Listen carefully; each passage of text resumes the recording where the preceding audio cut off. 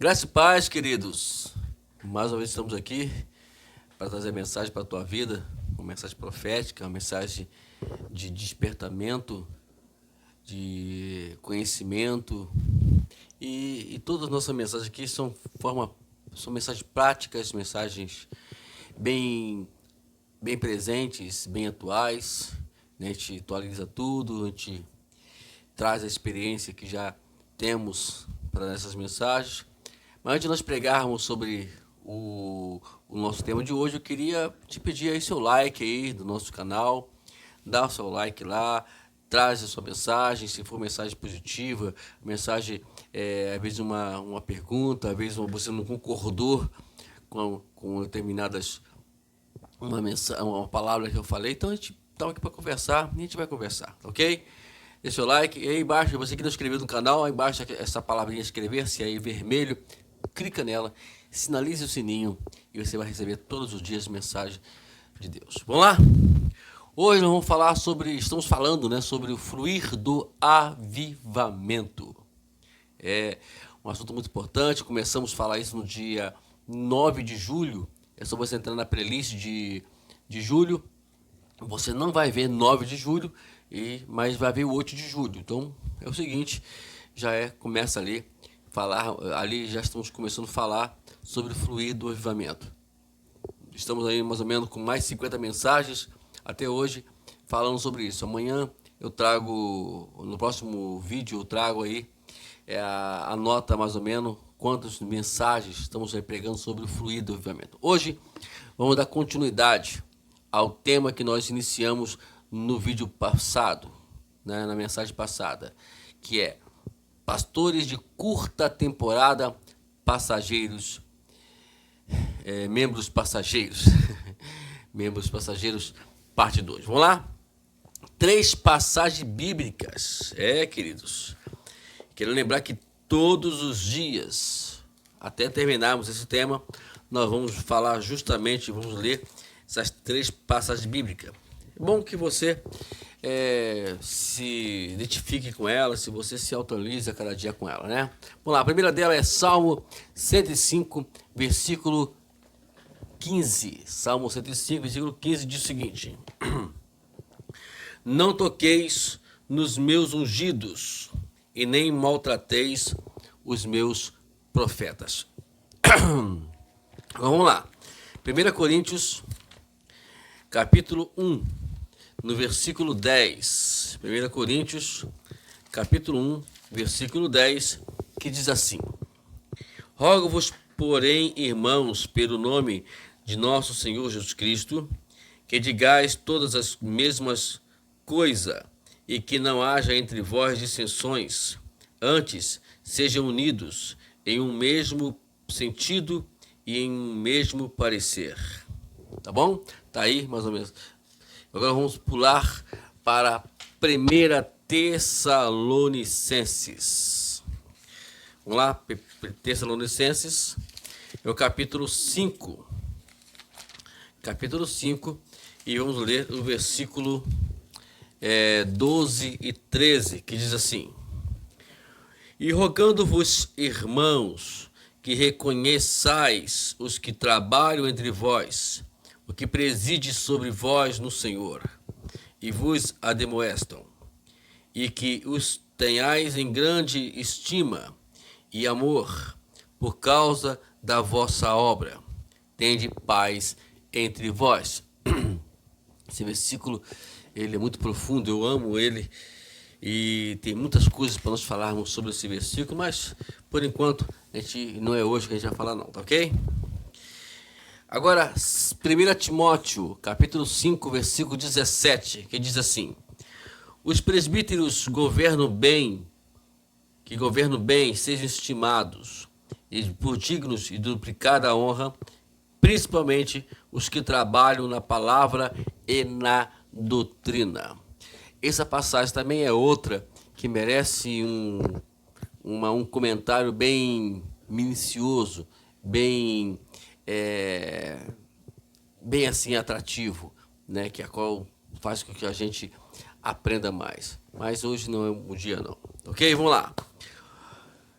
Estamos falando sobre pastores de curta duração, curta temporada, membros passageiros, membros que não tenham compromisso com o reino de Deus.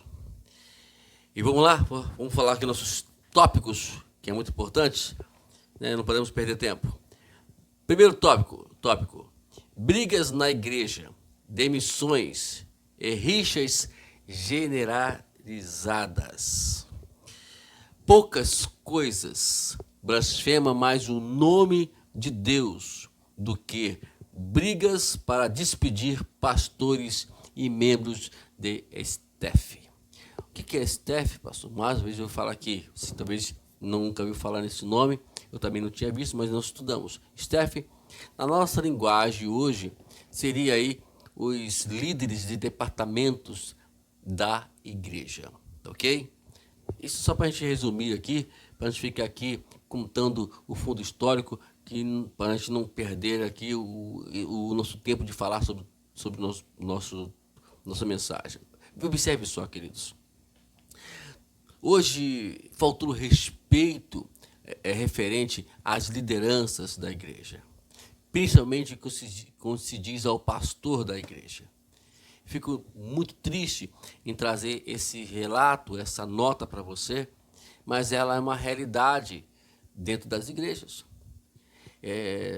Pessoas não querem conviver, não aceitam a visão do pastor, não aceitam os projetos do pastor, não abraçam os seus projetos e fica aquela guerra entre a igreja.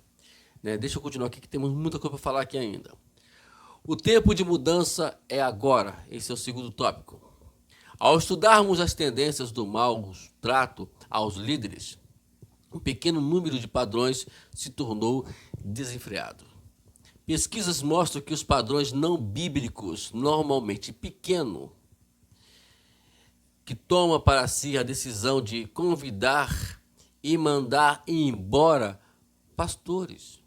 Infelizmente, esse comportamento muitíssimo prejudicial segue padrão muito previsível. Com base num estudo extensivo em experiência de conferências, eu posso descrever que o seguinte cenário é quase tão previsível do quanto quanto o trabalho de um relógio. Queridos, pode isso acontecer, mas acontece, infelizmente. Hoje, infelizmente, eles saíram dentro do padrão. Existem ministérios, inclusive, que que a igreja é que manda na igreja. Ou melhor, as pessoas que mandam, os membros que mandam na igreja. Elas tiram o pastor, colocam pastores. Eu, particularmente, acho isso um absurdo. Ninguém pode mexer com o juízo de Deus. Ninguém pode mexer. Temos que tomar cuidado com isso. Tanto lá no Salmo 105, versículo 15, fala: não toqueis nos meus ungidos. E, consequência, é o que está acontecendo, o que Paulo falou em 1 Coríntios, capítulo 1, versículo 10. É que fala lá que não há mais o mesmo pensamento que houve em Jesus, não vivem em unidades, em união uns com os outros.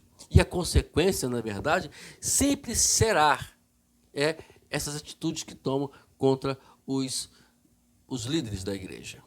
Vamos lá. O próximo tópico é descrevendo um trágico padrão de repetitivo. Pouco tempo depois da chegada do pastor e membro da igreja, membro do staff, aparecerá alguma área de discordância e deficiência, ou seja, ela real ou ela suposta. É claro que mais cedo ou mais tarde, todos nós discordamos em alguma coisa, mas ao invés de demonstrar maturidade cristã trabalhando com amor as áreas de discordância, rapidamente aquele grupinho de poder que existe na igreja, chega à sua solução corriqueira. Qual é que solução é essa? Ele diz assim: vamos mandá-lo embora e pronto.